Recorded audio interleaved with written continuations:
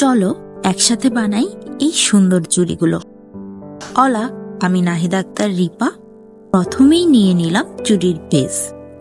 ড্রেসের সাথে ম্যাচ করে কাপড় বেছে নিলাম। সাথে লাগবে কড়ি, গ্লু আর পুঁতি। এখন কাপড়টাতে গ্লু লাগিয়ে চুড়ির বেসে মুড়িয়ে নিচ্ছি, যাতে পরে খুলে না যায়।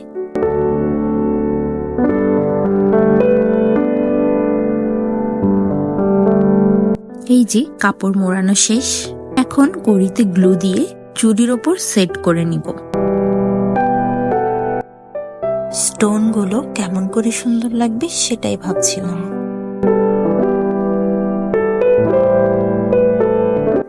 তারপর ডিজাইন ঠিক করে স্টোনগুলো লাগিয়ে ফেললাম।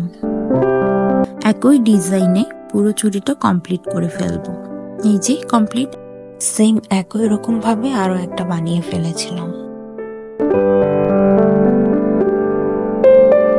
এবার চিকন দুটো চুড়ি কমপ্লিট করব। আবার কাপড় নিব,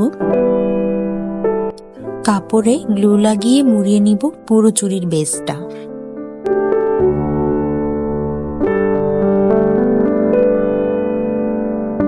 এবার ম্যাজিক করে আরেকটা চুড়ি বানিয়ে ফেলবো।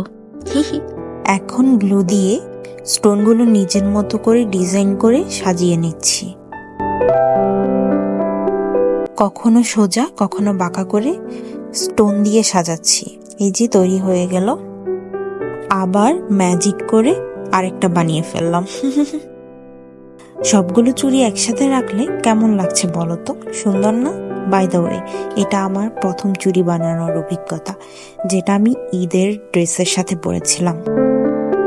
এখন বলি টাটা এভরিওয়ান, আল্লাহ হাফেজ।